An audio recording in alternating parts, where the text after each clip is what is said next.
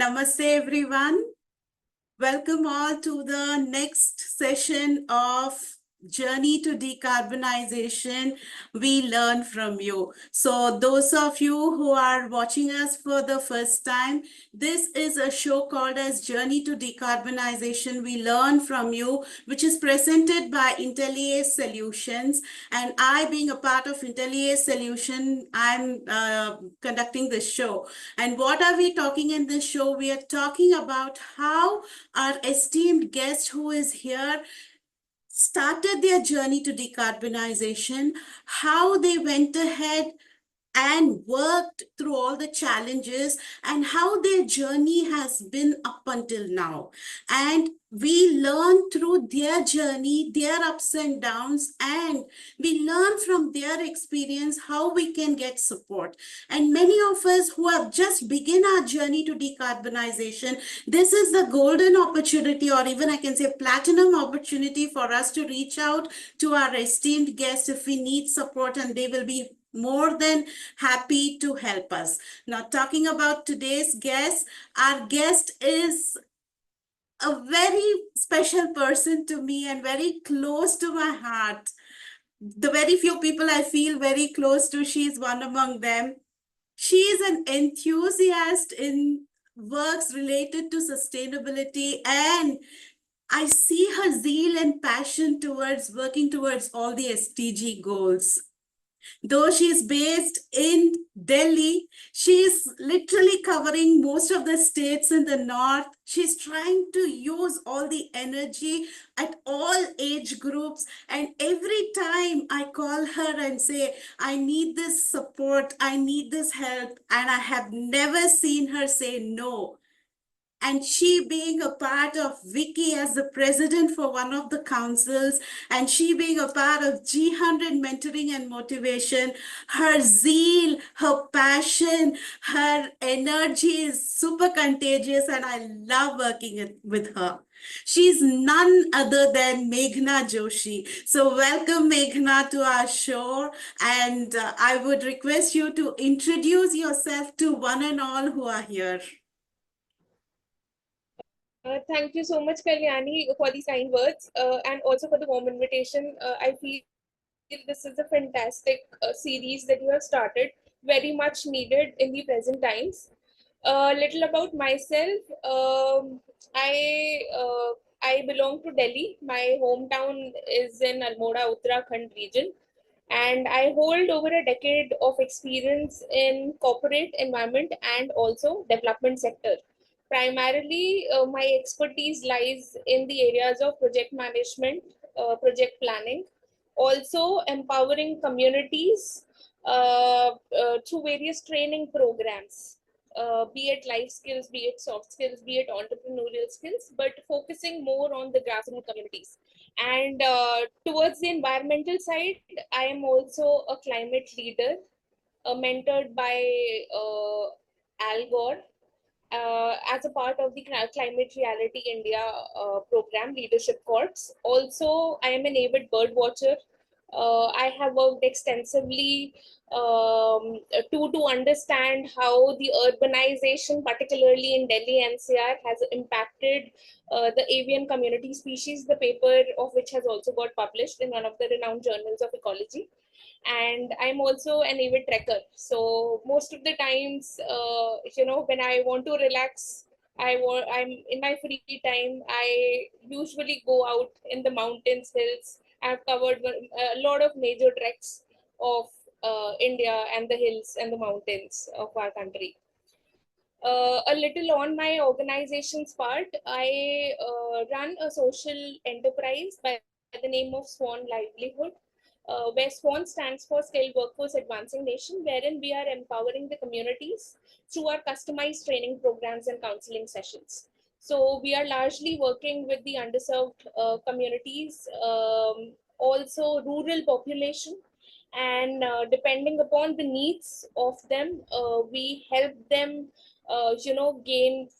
we help them gain understanding on how we can make them self-reliant and also create sustainable livelihood opportunities for themselves. Yes. Awesome, awesome. That's wonderful introduction, Meghna. Meghna, having come from project management background and project planning background, what was the trigger point that made you think you should work completely in sustainability and related fields? What made you begin your journey towards decarbonization? Okay, so this is a very, very interesting question, and I would like to answer this question in three phases. So, Sure. first phase is about my educational background and also my work experience. So, I hold a bachelor's degree in business economics honors from Delhi University and a master's degree in environment and development from Ambedkar University. So, after completing my graduation, which was in business economics, I got placed in one of the big fours, and there my entire role was focusing on project planning, operations, project management, and handling international clients and so on. But then I worked there for like 2.5 years, and it was also the time for me to go for my masters. And when I was researching, everybody was getting in, going in for an MBA. They were going, they were clearing their CAT exam and all. But when I really thought about, I wanted to do something different and something that I was very, very passionate about. So when I was working with Ernst and Young, I was very, very active in volunteering in their CSR projects. So during that time, Goonj was one of their partners, and Right. I apart from all the work that was assigned to me, I used to actually volunteer and work in their CSR initiative, and that was something that used to satisfy me a lot, and I used to enjoy actually. Wonderful. So when it came to deciding for my masters, I felt that instead of going in for a plain MBA, I wanted to do something around the social, the development aspect, which I was enjoying. And because from that time, from my childhood times only, I have been an avid trek. I have been very, very connected to nature because also about the fact that my dad is a climate scientist. So I've seen Wow. him go on expeditions, I've seen him go on treks. So that thing has triggered me quite a lot, and I have also felt that yes, I have to cover these areas. I want to see what is happening, the natural aspect, the ecosystem ecology. So when I was planning for my masters, so these were the two areas. I wanted to do something around the social work, social aspect, because that I really enjoyed the CSR and the voluntary activities that I used to do when I was working with Ernst and Young, and also uh, I was an avid trekker too, so something around ecology. And while I was searching for courses, I found two courses. One was in Ambedkar University, Delhi. The other was in TIS. So the Okay. preference was definitely for Delhi because I was staying in Delhi. And I Yes. cleared my exam in one go, entrance exam, and I joined the program. Wow. So it was Wow. my master. Yeah. So it was in my master's in environment and development. And wherein Awesome. we were introduced to wide range of topics which were at the intersection of how the rural economy is working, and at the same time how do we protect the ecology. So both the things were there, and I really was able to expand my area of interest. I ventured out, my professor supported me, and so on. After Wonderful. completion of my masters, after completion of my masters, I worked with the world's first social enterprise by the name of Development Alternatives, and that is where my journey began into the development sector.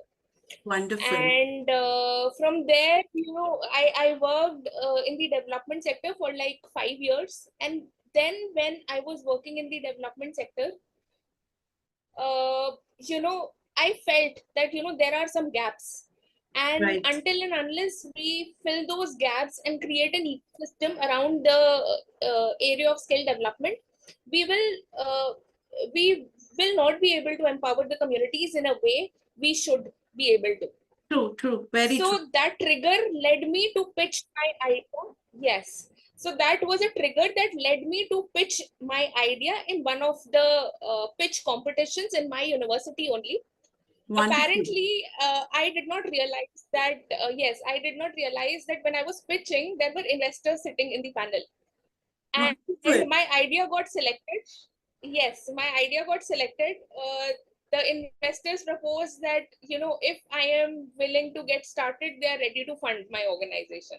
I mean, they are Wonderful. willing to fund my idea.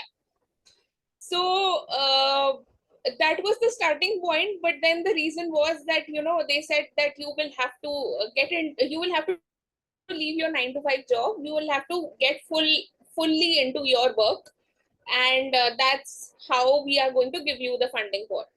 So I Wonderful. was also very smart during that time, and I was very, yeah, and I was also very naive during that time, because the entire idea of startups and whatever was very new to me. But then, yes, that passion, that trigger was there, that yes, I have to fill in the gaps that I saw, that I observed, so that the impact could be twofolded. So I accepted their offer, but I laid a condition. I told them that first I would want the funding, then only I will leave my job. So I Wonderful. got the MOU Wonderful. signed. I incorporated my organization.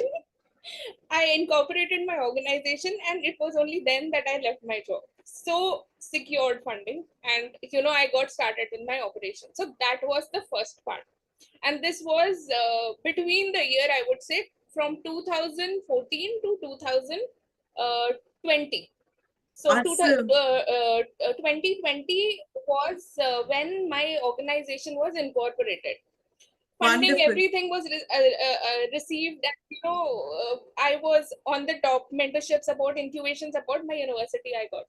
But then came another challenge, and the challenge was, I started off in January 2020, and in March 2020 we were stuck with COVID, and COVID, everything got yes. shut down. Yes, yes. Yes, and what happened? So whatever I explained now, that was the first phase of how I Right, got started. right, Now comes the second. Okay, the second phase is building my organization. Okay, right. from 2020 to 2024, say, it took me 4 years to full-fledgedly build an ecosystem, get the necessary support, scale up, grow, impact lives, and all that between the mess of COVID. So when Yes. I was working towards building my organization, because like I told you before, the entire focus was on empowering communities, and particularly during the time of COVID, we saw how much the marginalized communities were impacted. There was this True, series true. of migration that was going on from the urban community to the rural setup. Correct. So, and also, the best part was that, stakeholders came together, government realized how important it is to make the rural communities self-sufficient, so that uh, uh, uh, they don't venture out into the slum areas, which is definitely unsustainable for them. True, true, true. So we were very active during COVID time. That was also the time. It was difficult, but yes, we tried our best to reach out, collaborate with government players, industry partners, and make a name for ourselves. And that is what also led us to also expand and grow. True. But then, while I was, even though there were difficulties, but yes, through the support of everyone, and working together, we were able to work together, grow and scale, and also empower lives, impact communities, and forge new Mm-hmm. partnerships. But then, when I was the entire 4 years, when my focus was solely on empowering communities, what my observation was that the external environment around me was not behaving in a way that it should be. And when I talk about the Right. external environment, the entire 3 years, of starting my organization, we had COVID. The fourth year, last year, we saw heavy, rains, torrential rains, landslides, particularly in the hilly regions. Correct. So that was the turning point when I realized that while development is going on, uh, it has to be connected to the ecology or the environment in which we are working. And the so now comes the third phase, and it was in the last year when I got an opportunity to be a part of G100, wherein we full-fledgedly focused on the impact of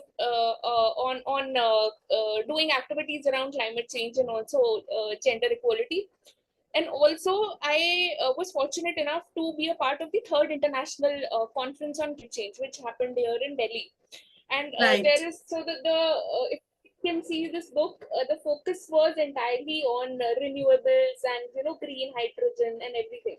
Right. Right. But apart from all this, what really triggered me on my journey to decarbonization was my my meeting with two very important and I would say very, you can say, you can call it a coincidence, or you can say that it happened by chance.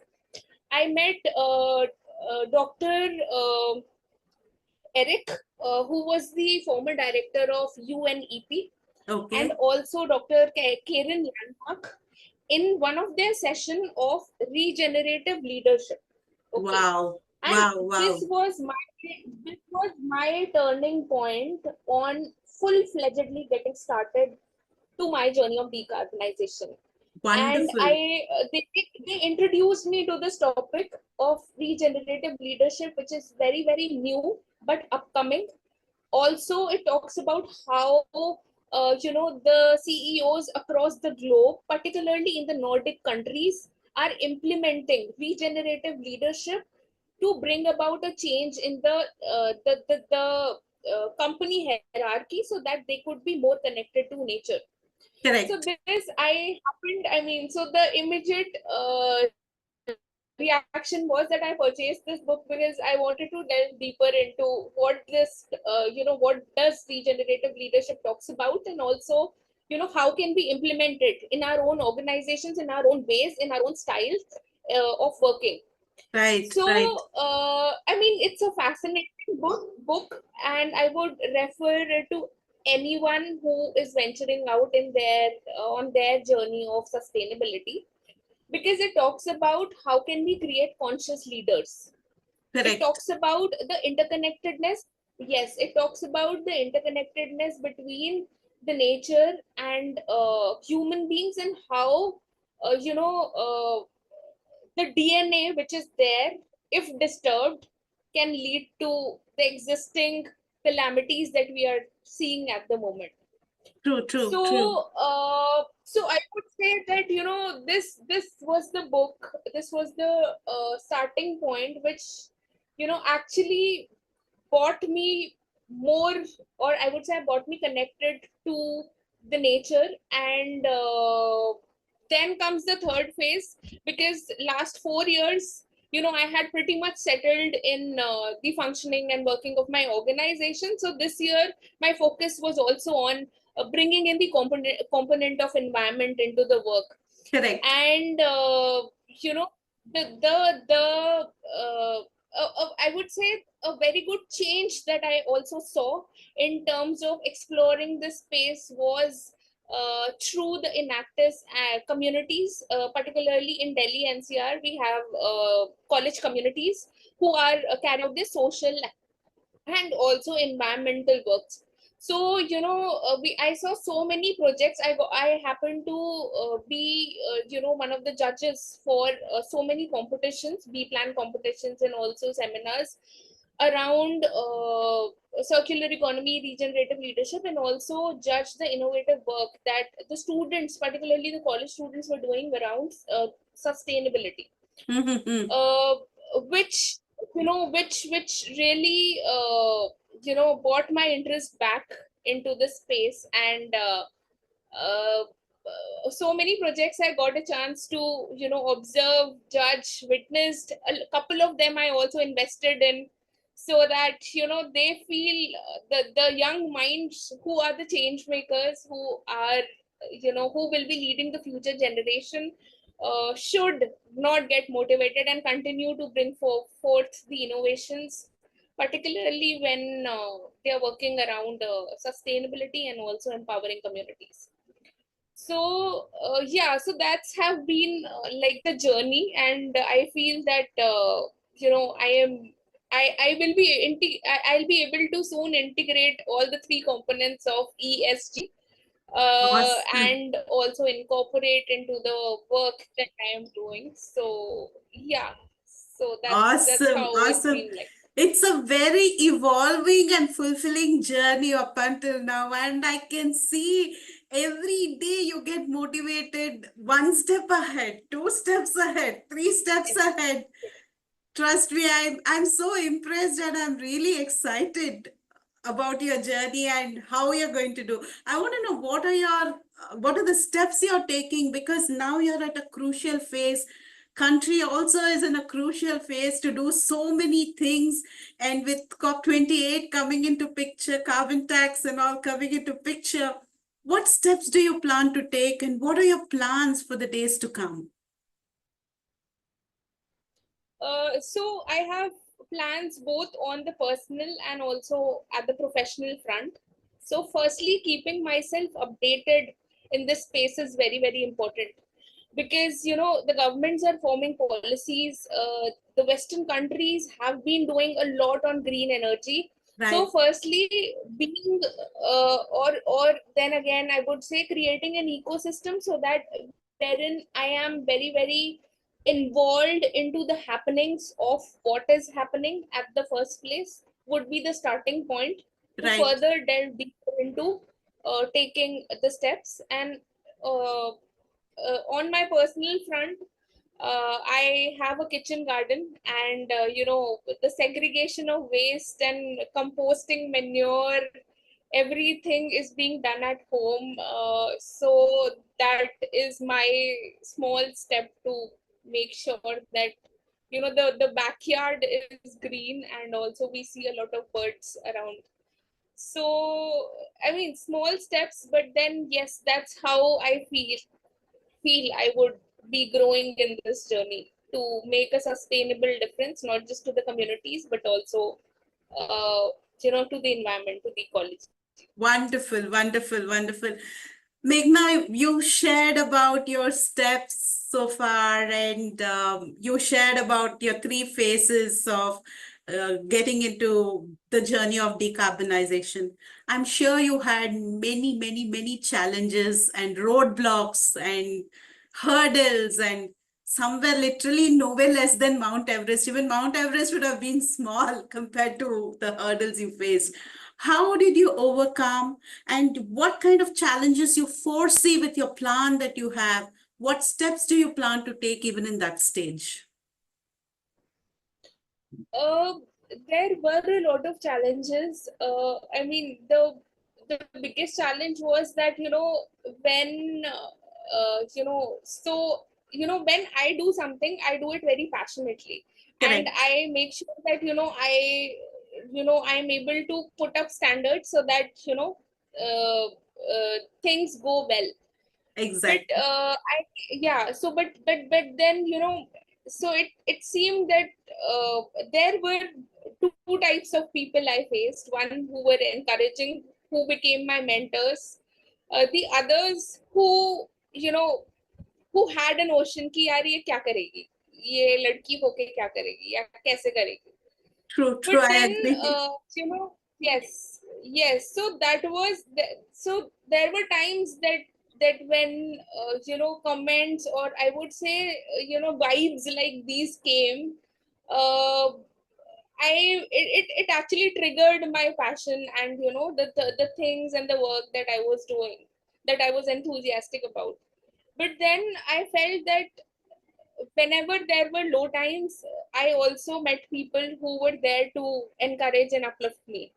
So that was one of the challenging area wherein I feel that in my ecosystem or in my peer network, I had a mix of people, but now I know who are the people to whom I can rely on, and also, I my go-to people who would actually help me to encourage than pulling me down.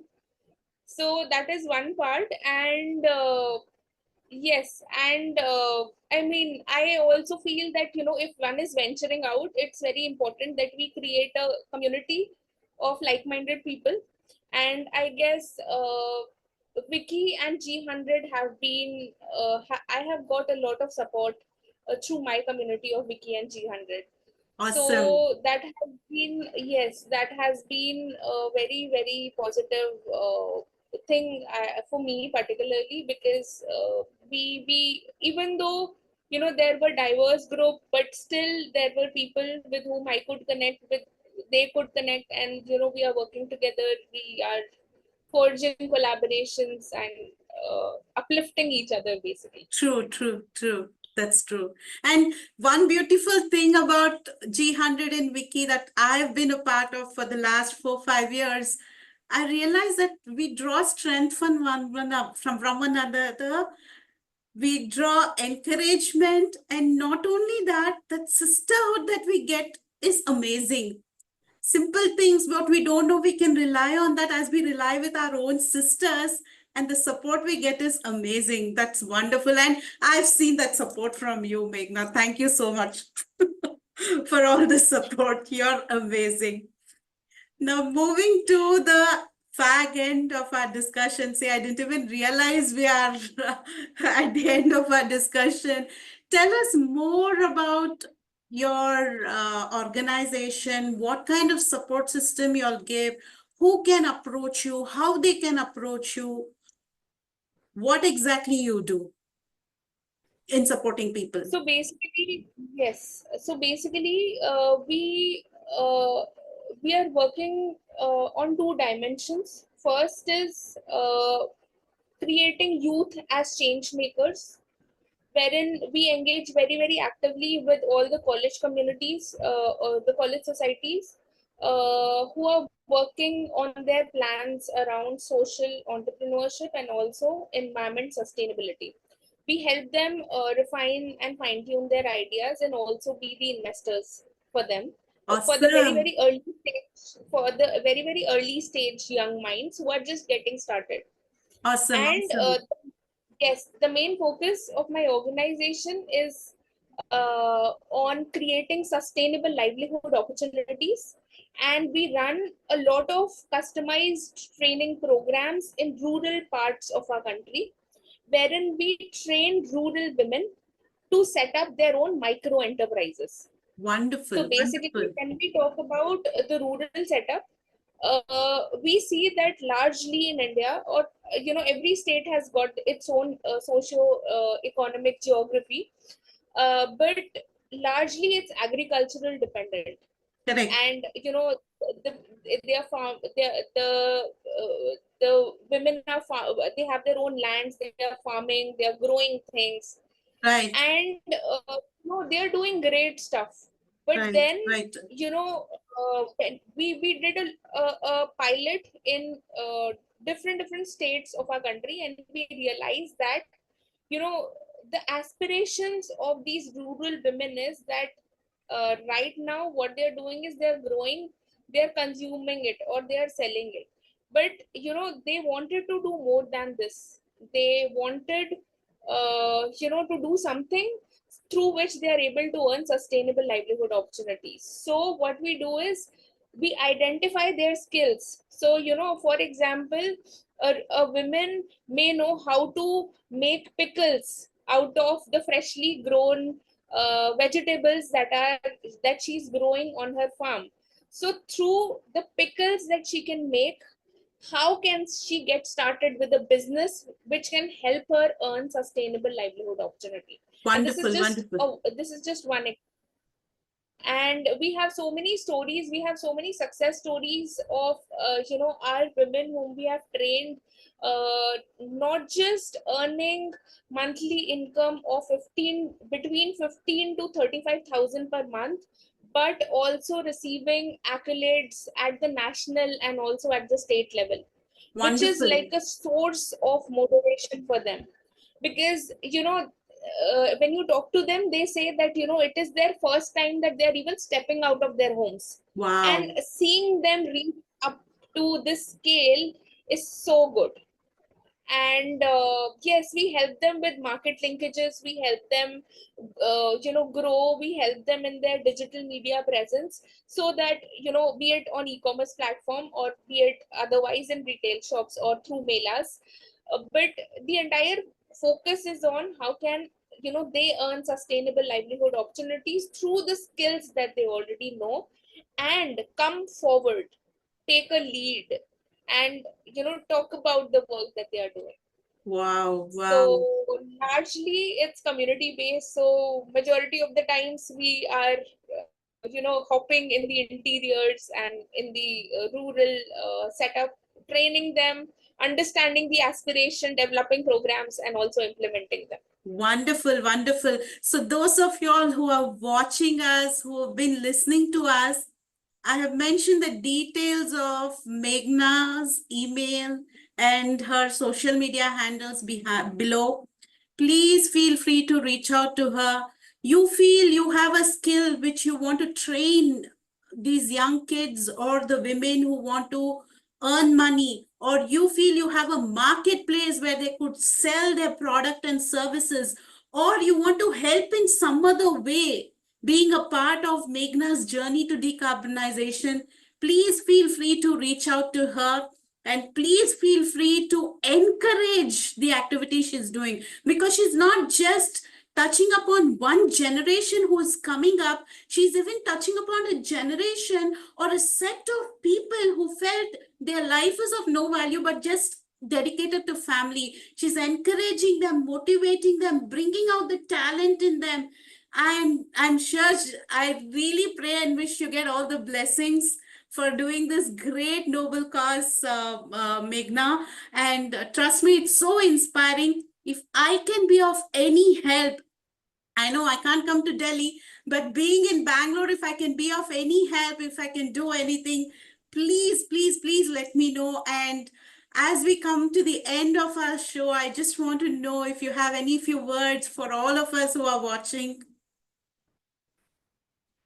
I would just like to say that it's very important that we believe in ourselves, because self belief can do wonders. And also on the sustainable front, it's high time. This year we saw 50 degrees Celsius in Delhi NCR. So it's high time that we start taking steps, True. sustainable steps, so that we are able to contribute to the environment. Because ultimately we are Homo sapiens, a very small part of our planet, and instead of destroying it, we should start working it through our own personal ways. Awesome, awesome. Meghna, thank you so much. The discussion with you is so inspiring, so encouraging. Trust me, I have so many thoughts. I will definitely connect with you and I'll connect you to people who can encourage you in your work and support you and motivate you in doing things. And definitely, there are a whole lot of people I know who want to share their skills in the market, encourage the youth who are coming up. You know what I mean? Yes. So definitely I will reach out to you offline, and trust me, this has been really inspiring. I wish you all the best and all the success and all the endeavors that you're handling related to your journey to decarbonization, sustainable development goals and everything. And anything we can do, please feel free to reach out to me and to everybody else in G100 and Wiki. And once again, thank you so much. It's heartfelt Thank you so thanks. much. Thank you. Thank you, Kalyani, so much for the invitation.